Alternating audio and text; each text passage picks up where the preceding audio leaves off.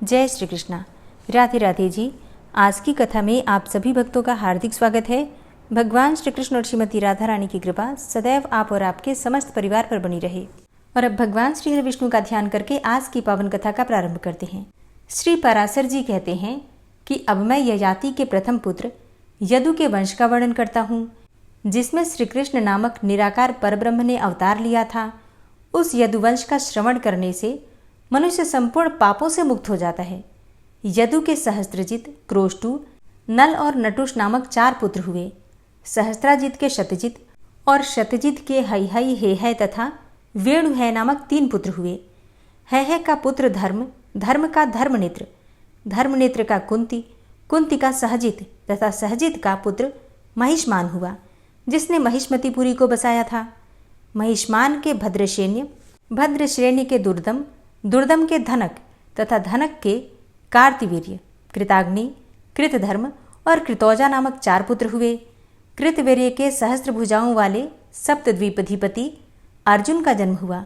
सहस्त्रार्जुन ने अत्रि कुल में उत्पन्न भगवद वंश रूप श्री दत्तात्रेय जी की उपासना करके सहस्त्र भुजाएं, धर्म आचरण का निवारण, स्वधर्म का सेवन, युद्ध के द्वारा संपूर्ण पृथ्वीमंडल का विजय, धर्मानुसार प्रजापालन, शत्रुओं से अपराजय तथा त्रिलोक प्रसिद्ध पुरुष से मृत्यु, ऐसे कई वर मांगे और प्राप्त किए थे। अर्जुन ने इस संपूर्ण द्वीपवती पृथ्वी का पालन तथा 10,000 यज्ञों का अनुष्ठान किया था। उसके विषय में यह श्लोक आज तक कहा जाता है कि यज्ञ, दान, तप, विनय और विद्या में कार्तवीर्य सहस्त्रार्जुन की समता कोई भी राजा नहीं कर सकता। उसके राज्य में कोई भी पदार्थ नष्ट नहीं होता था। इस प्रकार उसने बल, पराक्रम, आरोग्य और संपत्ति को सर्वथा सुरक्षित रखते हुए 85,000 वर्ष राज्य किया। एक दिन जब वह अतिशय मद्यपान से व्याकुल हुआ नर्मदा नदी में जल क्रीड़ा कर रहा था, उसकी राजधानी महिष्मतिपुरी पर दिग्विजय के लिए आए हुए संपूर्ण देव, दानव, गंधर्व और राजाओं के विजय मत से उन्मत्त रावण ने आक्रमण किया। उस समय उसने अनायास ही रावण को पशु के समान बांधकर अपने नगर के एक निर्जन स्थान में रख दिया। इस सहस्त्रार्जुन को 85,000 वर्ष व्यतीत हो जाने पर भगवान नारायण के अंशावतार परशुराम जी ने वध किया था। इसके 100 पुत्रों में से शूर, सूरसेन, वृषसेन, मधु और जयध्वज ये 5 प्रधान थे। जयध्वज का पुत्र तालजंग हुआ और तालजंग के तालजंग नामक 100 पुत्र हुए। इनमें सबसे बड़ा वीतिहोत्र तथा दूसरा भरत था। भरत के वृष, वृष के मधु और मधु के वृष्णि आदि 100 पुत्र हुए। वृष्णि के कारण यह वंश वृष्णि कहलाया। मधु के कारण इसकी मधु संज्ञा हुई और यदु के नामानुसार इस वंश के लोग यादव कहलाए। श्री पराशर जी कहते हैं कि यदु पुत्र क्रोष्टु के ध्वज निवान नामक पुत्र हुआ। फिर उसके स्वाति, स्वाति के ऋशंकु, ऋशंकु के चित्ररथ और चित्ररथ के शशिबिंदु नामक पुत्र हुआ, जो 14 महारत्नों का स्वामी तथा चक्रवर्ती सम्राट था। शशिबिंदु के 1 लाख स्त्रियां और 10 लाख पुत्र थे। उनमें पृथुश्रवा, पृथुकर्मा, पृथुकृति, पृथुयशा, पृथुजय और पृथुदान ये 6 पुत्र प्रधान थे। पृथुश्रवा का पुत्र पृथुतम और उसका पुत्र उशना हुआ, जिसने 100 अश्वमेध यज्ञ किया था। उशना के शितपु नामक पुत्र हुआ। शितपु के रुक्म कवच, रुक्म कवच के पुरावृत तथा पुरावृत के रुक्मेश, पृथु, ज्यामध, वलित और हरित नामक 5 पुत्र हुए। इनमें से ज्यामग के विषय में अब ये भी श्लोक गाया जाता है कि संसार में स्त्री के वशीभूत जो लोग होंगे और जो पहले भी हो चुके हैं, उनमें भी सैव्या का पति राजा ज्यामग ही सर्वश्रेष्ठ है। और उसका कारण ये है कि उनकी पत्नी शैव्या यद्यपि निसंतान थी, तथापि संतान की इच्छा रहते हुए भी उसने शैव्या के भय के कारण दूसरी स्त्री से विवाह ही नहीं किया। एक दिन बहुत से रथ, घोड़े और हाथियों के संघर्ष से अत्यंत भयानक महायुद्ध में लड़ते हुए उसने अपने समस्त शत्रुओं को जीत लिया। उस समय वे समस्त शत्रुगण, पुत्र, मित्र, सेना और कोशादि से हीन होकर अपने अपने स्थानों को छोड़कर दिशा विदिशाओं में भाग गए। उनके भाग जाने पर उसने एक राजकन्या को देखा, जो अत्यंत भय से कातर हुई विशाल आंखों से देखती हुई, हे तात, हे मात, हे भ्राता, मेरी रक्षा करो, रक्षा करो, इस प्रकार व्याकुलतापूर्वक विलाप कर रही थी। उसको देखते ही उसमें अनुरक्त चित्त हो जाने से राजा ने विचार किया कि ये अच्छा ही हुआ, मैं पुत्रहीन हूँ और बंध्या का पति हूँ। ऐसा मालूम होता है कि संतान के कारण रूप इस कन्या रत्न को विधाता ने ही इस समय यहाँ भेजा है, तो फिर मुझे इससे विवाह कर लेना चाहिए, अथवा इसे अपने रथ पर बैठाकर अपने निवास स्थान को लिए चलता हूँ, फिर वहाँ देवी शैव्या की आज्ञा लेकर ही इससे विवाह कर लूँगा। तदनंतर वे उसे अपने रथ पर चढ़ाकर अपने नगर को चले। वहाँ विजयी राजा के दर्शन के लिए संपूर्ण पुरवासी, सेवक, कुटुंबीजन और मंत्री वर्ग के सहित महारानी शैव्या नगर के द्वार पर आई हुई थी। उसने राजा के वाम भाग में बैठी हुई राजकन्या को देखकर क्रोध के कारण कुछ कांपते हुए होठों से कहा कि हे अति चपलचित, तुमने रथ में यह कौन बैठा रखी है? राजा को भी जब कोई उत्तर ना सूझा तो अत्यंत डरते डरते कहा कि ये मेरी पुत्रवधू है। तब शैव्या बोली कि मेरे तो कोई पुत्र हुआ नहीं है और आपकी दूसरी कोई स्त्री भी नहीं है, फिर किस पुत्र के कारण आपका इससे पुत्रवधू का संबंध हुआ? श्री पराशर जी कहते हैं कि इस प्रकार शैव्या के ईर्ष्या और क्रोध कलुषित वचनों से विवेकहीन होकर भय के कारण कही हुई असंबद्ध बात के संदेह को दूर करने के लिए राजा ने कहा, तुम्हारे जो पुत्र होने वाला है उस भावी शिशु की मैंने यह पहले से ही भार्या निश्चित कर दी है। अब ये सुनकर रानी ने मधुर मुस्कान के साथ कहा कि अच्छा ऐसा ही हो, और राजा के साथ नगर में प्रवेश किया। तदनंतर पुत्र लाभ के गुणों से युक्त उस अति विशुद्ध लग्न होरांशकर अवयव के समय हुए पुत्र जन्म विषयक वार्तालाप के प्रभाव से गर्भधारण के योग्य अवस्था ना रहने पर भी थोड़े ही दिनों में शैव्या के गर्भ रह गया और यथा समय एक पुत्र उत्पन्न हुआ। पिता ने उसका नाम रखा विदर्भ, और उसी के साथ उस पुत्रवधू का पाणी ग्रहण हुआ। उससे विदर्भ ने क्रथ और कैशिक नामक 2 पुत्र उत्पन्न किए। फिर रोमपाद नामक एक तीसरे पुत्र को जन्म दिया, जो नारद जी के उपदेश से ज्ञान विज्ञान संपन्न हो गया था। रोमपद के वभ्रु, वभ्रु के धृति, धृति के कैशिक और कैशिक के चेदी नामक पुत्र हुआ, जिनकी संतति में चैद्य राजाओं ने जन्म लिया। जामग्य की पुत्रवधु के पुत्र क्रथ के कुंती नामक पुत्र हुआ। कुंती के धृष्टि, धृष्टि के निधृत, निधृति के दारशाह, दारशाह के व्योमा, व्योमा के जीमूत, जीमूत के विकृति, विकृति के भीमरथ, भीमरथ के नवरथ, नवरथ के दशरथ, दशरथ के शकुनी, शकुनी के करम्भी, करम्भी के देवरात, देवरात के देवक्षत्र, देवक्षत्र के मधु, मधु के कुमारवंश, कुमारवंश के अनु, अनु के राजा पुरुमित्र और पुरुमित्र के अंशु और अंशु के सत्वत नामक पुत्र हुआ, तथा सत्वत से सात्वत वंश का प्रादुर्भाव हुआ। हे मैत्रेय, इस प्रकार जामग की संतान का श्रद्धापूर्वक भली प्रकार श्रवण करने से मनुष्य अपने समस्त पापों से मुक्त हो जाता है।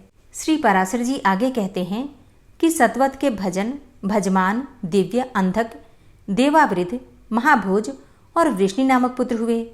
भजमना के निमि, कृकण और वृष्णि तथा इनके 3 सौतेले भाई शतजित, सहस्त्रजित और अयुतजित ये 6 पुत्र हुए। देवावृद्ध के वभ्रु नामक पुत्र हुआ। इन दोनों पिता पुत्रों के विषय में यह श्लोक प्रसिद्ध है कि जैसा हमने दूर से सुना था वैसा ही पास जाकर भी देखा। वास्तव में वभ्रु मनुष्यों में श्रेष्ठ है और देवावृद्ध तो देवताओं के समान है। वभ्रु और देवावृद्ध के उपदेश किए हुए मार्ग का अवलंबन करने से क्रमशः 6074 मनुष्यों ने अमर पद प्राप्त किया था। महाभोज बड़ा धर्मात्मा था। उसकी संतान में भोजवंशी तथा मृतिकावरपुर निवासी मार्तिकावर नृपतिगण हुए। वृष्णि के 2 पुत्र सुमित्र और युधाजित हुए। उनमें से सुमित्र के अनमित्र, अनमित्र के निघ्न तथा निघ्न से प्रसेन और शत्राजित का जन्म हुआ। उस शत्राजित के मित्र भगवान आदित्य हुए। एक दिन समुद्र तट पर बैठे हुए शत्राजित ने सूर्य भगवान की स्तुति की। उसके तन्मय होकर स्तुति करने से भगवान भास्कर उसके सम्मुख प्रकट हो गए। उस समय उनको अस्पष्ट मूर्ति धारण किए हुए देखकर शत्राजित ने सूर्य से कहा, आकाश में अग्निपिंड के समान आपको जैसा मैंने देखा है वैसा ही सम्मुख आने पर भी देख रहा हूँ। यहाँ आपकी प्रसाद स्वरूप कुछ विशेषता मुझे नहीं दिखती। शत्राजित के ऐसा कहने पर भगवान सूर्य ने अपने गले से स्मंतक नाम की उत्तम महामणि उतारकर अलग रख दी। तब शत्राजित ने भगवान सूर्य को देखा कि उनका शरीर किंचित ताम्रवर्ण, अति उज्ज्वल और लघु था तथा उनके नेत्र कुछ पिंगल वर्ण के थे। तदनंतर सत्राजित के प्रणाम तथा स्तुति आदि कर चुकने पर सहस्त्रांशु भगवान आदित्य ने उससे कहा कि तुम अपना अभिष्ट वर मांगो। तब सत्राजित ने उस स्यमंतक मणि को ही मांग लिया। तब भगवान सूर्य उसे वह मणि देकर अंतरिक्ष में अपने स्थान को चले गए। फिर सत्राजित ने उस निर्मल मणिरत्न से अपना कंठ सुशोभित होने के कारण तेज से सूर्य के समान समस्त दिशाओं को प्रकाशित करते हुए द्वारका में प्रवेश किया। द्वारकावासी लोगों ने उसे आते देखा। पृथ्वी का भार उतारने के लिए अंश रूप से अवतीर्ण हुए मनुष्य रूपधारी आदि पुरुष भगवान पुरुषोत्तम से प्रणाम करके कहा। द्वारकावासियों ने भगवान श्री कृष्ण से कहा कि हे भगवान, आपके दर्शनों के लिए निश्चय ही ये भगवान सूर्यदेव आ रहे हैं। तब उनके ऐसा कहने पर भगवान ने उनसे कहा कि ये भगवान सूर्य नहीं हैं, सत्राजित हैं। ये सूर्य भगवान से प्राप्त हुई स्यमंतक नाम की महामणि को धारण करके यहाँ आ रहा है। तुम लोग अब विश्वस्त होकर इसे देखो। भगवान के ऐसा कहने पर द्वारकावासी उसे उसी प्रकार देखने लगे। सत्राजित ने वह स्यमंतक मणि अपने घर में रख दी। वह मणि प्रतिदिन 8 भार सोना देती थी। उसके प्रभाव से संपूर्ण राष्ट्र में रोग, अनावृष्टि तथा सर्प, अग्नि, चोर या फिर दुर्भिक्षी आदि का भय नहीं रहता था। भगवान अच्युत को भी ऐसी इच्छा हुई कि यह दिव्य रत्न तो राजा उग्रसेन के योग्य है, किंतु जातीय विद्रोह के भय से समर्थ होते हुए भी उन्होंने उसे छीना नहीं। सत्राजित को जब यह मालूम हुआ कि भगवान मुझसे यह रत्न स्वयं ही मांगने वाले हैं, तो उसने लोभवश उसे अपने भाई प्रसेन को दे दिया, किंतु इस बात को ना जानते हुए कि पवित्रता पूर्वक धारण करने से तो यह मणि सुवर्ण, दान आदि अनेकों गुण प्रकट करती है और अशुद्धावस्था में धारण करने से घातक हो जाती है। प्रसेन उसे अपने गले में बांधे हुए घोड़े पर चढ़कर मृगया के लिए वन को चला गया। वहां उसे एक सिंह ने मार डाला और जब वह सिंह घोड़े के सहित उसे मारकर उस निर्मल मणि को अपने मुंह में लेकर चलने को तैयार हुआ, तो उसी समय रीछराज जाम्बवान ने उसे देखकर मार डाला। तदनंतर उस निर्मल मणिरत्न को लेकर जाम्बवान अपनी गुफा में आया और उसे सुकुमार नामक अपने बालक के लिए खिलौना बना दिया। प्रसेन के न लौटने पर सब यादवों में ये आपस में कानाफूसी होने लगी कि कृष्ण इस मणिरत्न को लेना चाहते थे। अवश्य ही इन्होंने ही इसे ले लिया है, निश्चय ही यह इन्हीं का काम है। अब इस लोकापवाद का पता लगने पर संपूर्ण यादव सेना के सहित भगवान ने प्रसेन के घोड़े के चरण चिन्हों का अनुसरण किया और आगे जाकर देखा कि प्रसेन को घोड़े सहित सिंह ने मार डाला है। फिर सब लोगों के बीच सिंह के चरण चिन्ह देख लिए जाने से अपनी सफाई हो जाने पर भी भगवान ने उन चिन्हों का अनुसरण किया और थोड़ी ही दूरी पर रीछराज द्वारा मारे हुए सिंह को देखा, किंतु उस रत्न के महत्व के कारण उन्होंने जाम्बवान के पद चिन्हों का भी अनुसरण किया और संपूर्ण यादव सेना को पर्वत के तट पर ही छोड़कर रीछराज के चरणों का अनुसरण करते हुए स्वयं उनकी गुफा में घुस गए। भीतर जाने पर भगवान ने सुकुमार को बहलाती हुई धात्री की ये वाणी सुनी। सिंह ने प्रसेन को मारा और सिंह को जाम्बवान ने। हे सुकुमार, तू रो मत, यह स्यमंतक मणि तेरी ही है। ये सुनने से स्यमंतक का पता लगने पर भगवान ने भीतर जाकर देखा कि सुकुमार के लिए खिलौना बनी हुई स्यमंतक मणि धात्री के हाथ पर अपने तेज से देदीप्यमान हो रही है।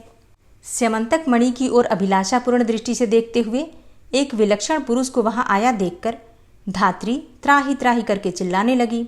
फिर उसकी आर्तवाणी को सुनकर जाम्बवान क्रोधपूर्ण हृदय से वहां आया और फिर परस्पर रोष बढ़ जाने से उन दोनों का 21 दिन तक घोर युद्ध हुआ। पर्वत के पास भगवान की प्रतीक्षा करने वाले यादव सैनिक 7-8 दिन तक उनकी गुफा से बाहर आने की बाट देखते रहे, किंतु जब इतने दिनों तक वे उससे बाहर न निकले तो समझा कि अवश्य ही श्री मधुसूदन इस गुफा में ही मारे गए, नहीं तो जीवित रहने पर शत्रु के जीतने में इन्हें इतने दिन क्यों लगते। ऐसा निश्चय करके वे द्वारका में चले आए और वहां कह दिया कि श्री कृष्ण मारे गए। उनके बंधुओं ने यह सुनकर समयोचित संपूर्ण और्ध्वदैहिक कर्म कर दिए।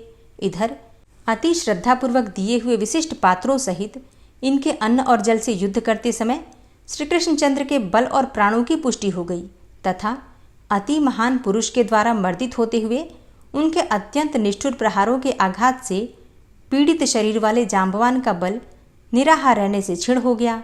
अंत में भगवान से पराजित होकर जाम्बवान ने उन्हें प्रणाम करके कहा, भगवान, आपको तो देवता, असुर, गंधर्व यक्ष राक्षस आदि कोई भी नहीं जीत सकते। फिर पृथ्वी तल पर रहने वाले अल्पवीर्य मनुष्य अथवा मनुष्यों के अवयवभूत हम जैसे तिर्यक योनिगत जीवों की तो बात ही क्या है। अवश्य ही आप हमारे प्रभु श्री रामचंद्र जी के समान सकल लोक प्रतिपालक भगवान नारायण के ही अंश से प्रकट हुए हैं। जाम्बवान के ऐसा कहने पर भगवान ने पृथ्वी का भार उतारने के लिए अपने अवतार लेने का संपूर्ण वृतांत उसे कह दिया और फिर उसे प्रीतिपूर्वक अपने हाथ से छूकर युद्ध के श्रम से रहित कर दिया। तदनंतर जाम्बवान ने पुनः प्रणाम करके उन्हें प्रसन्न किया और घर पर आए हुए भगवान के लिए अर्घ्य स्वरूप अपनी जाम्बवती नाम की कन्या दे दी तथा उन्हें प्रणाम करके मणिरत्न स्यमंतक भी दे दिया। भगवान अच्युत ने भी उस अति विनीत से लेने योग्य न होने पर भी अपने कलंक शोधन के लिए वह मणिरत्न ले लिया और जाम्बवती के सहित द्वारका में आए। उस समय भगवान कृष्णचंद्र के आगमन से जिनके हर्ष का वेग अत्यंत बढ़ गया है, उन द्वारकावासियों में से बहुत ढली हुई अवस्था वालों में भी उनके प्रदर्शन के प्रभाव से तत्काल ही मानो नव यौवन का संचार हो गया तथा संपूर्ण यादव गण उनकी स्त्रियां अहो भाग्य ऐसा कहकर उनका अभिवादन करने लगे। तब भगवान ने भी जो बात जैसे जैसे हुई थी वह ज्यों की त्यों ही यादव समाज में सुना दी और सत्राजित को स्यमंतक मणि देकर मिथ्या कलंक से छुटकारा पा लिया। फिर जाम्बवती को अपने अंतःपुर में पहुंचा दिया। फिर सत्राजित ने भी ये सोचकर कि मैंने ही कृष्णचंद्र को मिथ्या कलंक लगाया था, डरते डरते उन्हें पत्नी रूप से अपनी कन्या सत्यभामा विवाह कर दी। उस कन्या को अक्रूर, कृतवर्मा, शतधन्वा आदि यादवों ने पहले ही वर्ण किया था। अतः कृष्णचंद्र के साथ उसे विवाह देने से उन्होंने अपना अपना अपमान समझकर सत्राजित से वैर बांध लिया। तदनंतर अक्रूर और कृतवर्मा आदि ने शतधन्वा से कहा, यह सत्राजित तो बड़ा ही दुष्ट है। देखो, इसने हमारे और आपके मांगने पर भी हम लोगों को कुछ भी न समझकर अपनी कन्या कृष्णचंद्र को दे दी। अतः अब इसके जीवन का प्रयोजन ही क्या है? इसको मारकर आप स्यमंतक मणि वापस क्यों नहीं ले लेते? पीछे यदि अच्युत आपसे किसी प्रकार का विरोध करेंगे तो हम लोग भी आपका ही साथ देंगे। उनके ऐसा कहने पर शतधन्वा ने कहा, बहुत अच्छा, ऐसा ही करेंगे। हरे कृष्णा। आज की कथा का यहीं पर समापन करती हूँ। इसके आगे का वृतांत आप कल की कथा में सुनेंगे। इस स्तोत्र में हाथी और मगरमच्छ के साथ हुए युद्ध का वर्णन किया गया है और गजेंद्र जब युद्ध से हार जाता है तो भगवान विष्णु का ध्यान करके उनकी स्तुति करता है और उसकी स्तुति से प्रसन्न होकर भगवान विष्णु आते हैं और उसे मोक्ष प्रदान करते हैं। और इस पाठ को करते समय अगर हम अपने मन में ये भावना रखें कि हे श्री हरि विष्णु, जिस प्रकार से गजेंद्र को परेशानी से आपने बाहर निकाला, उसी प्रकार से हमें भी हमारी परेशानियों से बाहर निकालिए, तो निश्चित ही भगवान विष्णु हमारी मदद करते हैं। तो अब सच्चे मन से भगवान श्री हरि विष्णु का ध्यान करके इस परम कल्याणकारी स्तोत्र का पाठ करते हैं। शुक जी ने कहा कि बुद्धि के अनुसार पिछले अध्याय में वर्णन किए गए रीति से अपने मन को नियंत्रित करके और हृदय को स्थिर करके गजेंद्र अपने पिछले जन्म में याद किए गए सर्वोच्च कार्य और बार बार जप किए जाने वाले स्तोत्र का जप करने लगा। गजेंद्र ने मन ही मन श्री हरि को ध्यान करते हुए कहा कि जिनके प्रवेश करने से शरीर और मस्तिष्क चेतन की तरह व्यवहार करने लगते हैं, ओम द्वारा लक्षित और पूरे शरीर में प्रकृति और पुरुष के रूप में प्रवेश करने वाले उस सर्वशक्तिमान देवता का मैं मन ही मन स्मरण करता हूँ, जिनके सहारे ये पूरा संसार टिका हुआ है और जिनसे ये सारा संसार अवतरित हुआ है, जिन्होंने प्रकृति की रचना की है और जो खुद उसके रूप में ही प्रकट है, लेकिन उसके बावजूद भी वो इस पूरी दुनिया में सर्वोपरि और श्रेष्ठ हैं। ऐसे अपने आप और बिना किसी कारण के भगवान की मैं शरण में जाता हूँ। अपने संकल्प शक्ति के बल पर अपने ही स्वरूप में रचित और सृष्टि काल में प्रकट एवं प्रलय में अप्रकट रहने वाले इस शास्त्र प्रसिद्धि प्राप्त कार्य कारण रूपी संसार को जो बिना कुंठित दृष्टि के साक्ष्य रूप में देखते रहने पर भी लिप्त नहीं होते, चक्षु आदि प्रकाशकों के परम प्रकाशक प्रभु आप मेरी रक्षा करें। बीतते गए समय के साथ तीनों लोकों और ब्रह्मादि लोकपालों के पंचभूत में प्रवेश कर जाने पर और पंचभूतों से लेकर महत्वपूर्ण सभी कारणों के उनकी परम करुणा स्वरूप प्रकृति में मग्न हो जाने पर उस समय दुर्गेर और घोर अंधकार रूपेण प्रकृति ही बच रही थी। उस अंधकार से परे अपने परम धाम में जो सर्वव्यापी भगवान सभी दिशाओं में प्रकाशित होते रहते हैं, वो भगवान मेरी रक्षा करें। विभिन्न नाट्य रूपों में अभिनय करने वाले और उस अभिनेता के वास्तविक स्वरूप को जिस प्रकार से साधारण लोग भी नहीं जान पाते, उसी तरह से सत्व प्रधान देवता और महर्षि भी जिनके स्वरूप को नहीं जान पाते, ऐसे में कोई साधारण प्राणी उनका वर्णन कैसे कर सकता है। ऐसे दुर्गम चरित्र वाले भगवान मेरी रक्षा करें। अनेकों शक्ति से मुक्त, सभी प्राणियों को आत्मबुद्धि प्रदान करने वाले, सबके बिना कारण हित और अतिशय साधु स्वभाव ऋषि मुनिजन जिनके परम स्वरूप को देखने की इच्छा के साथ वन में रहकर अखंड ब्रह्मचर्य, तमाम अलौकिक व्रतों को नियमों के अनुसार पालन करते हैं, ऐसे प्रभु ही मेरी गति हैं।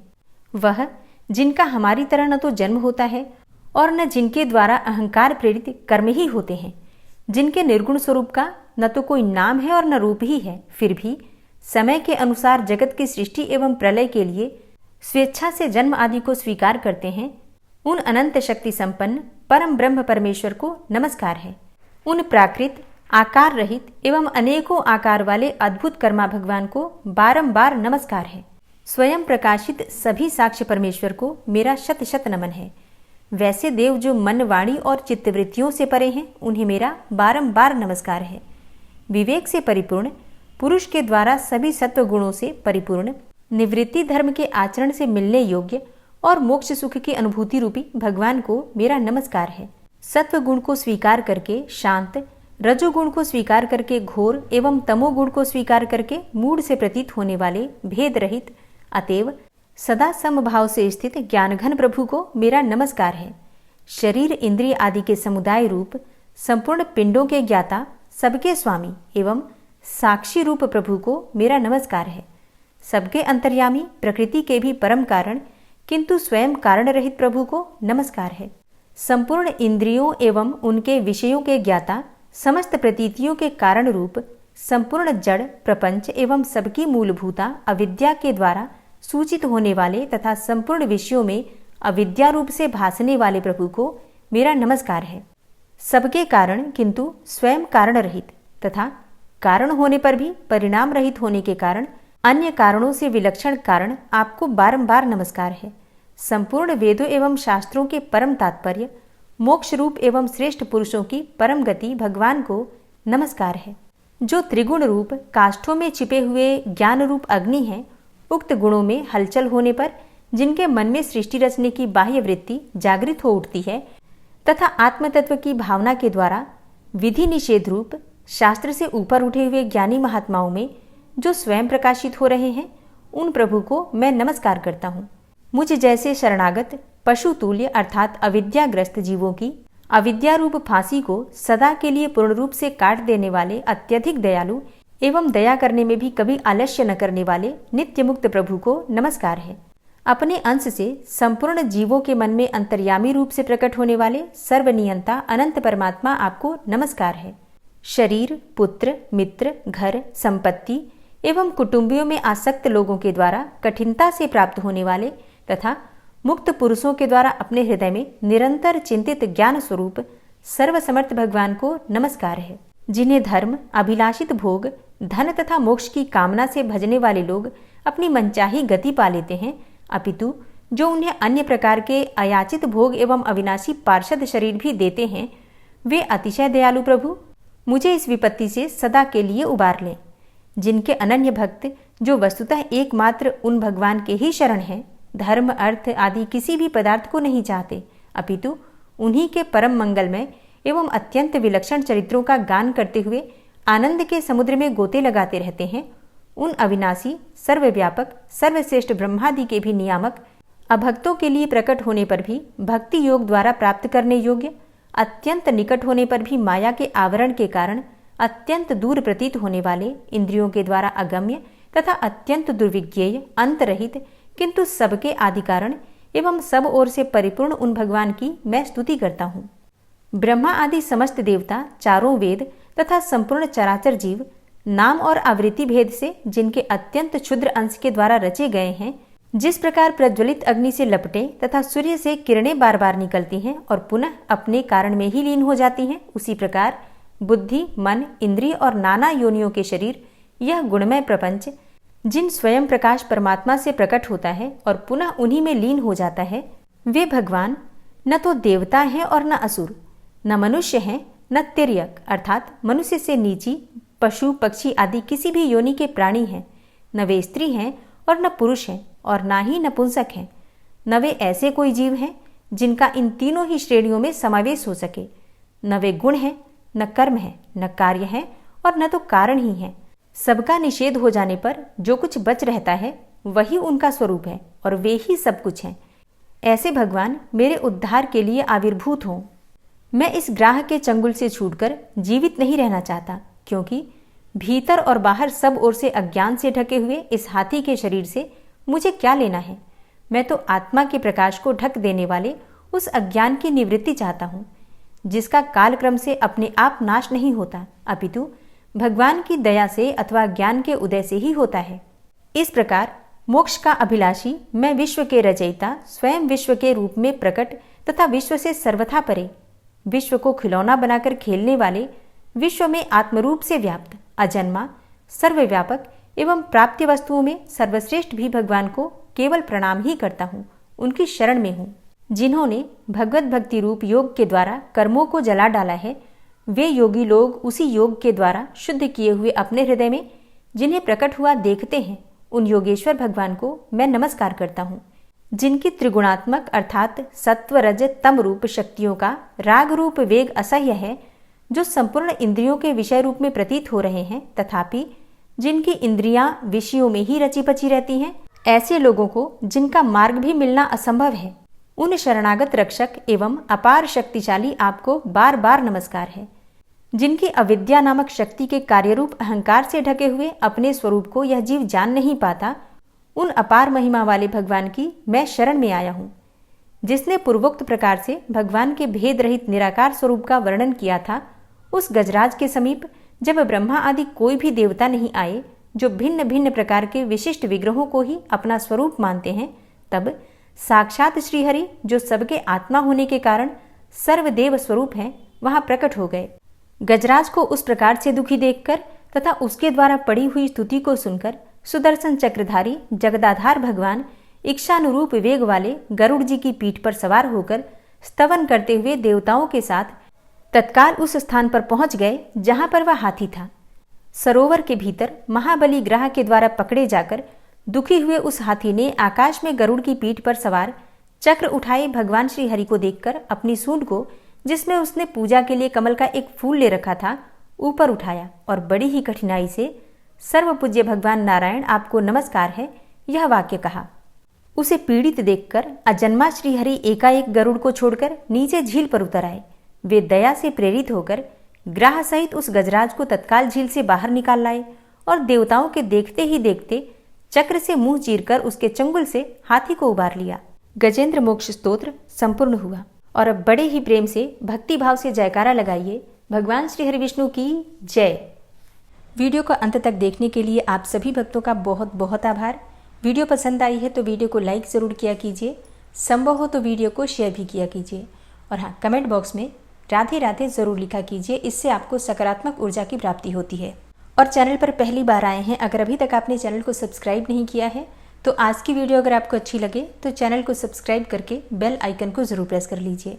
इससे ये होगा कि इस चैनल पर जो नई वीडियो अपलोड होंगी उनकी नोटिफिकेशन आपको सही समय पर प्राप्त होगी। मिलती हूँ मैं आपसे अगली वीडियो में, तब तक के लिए जय श्री राधे।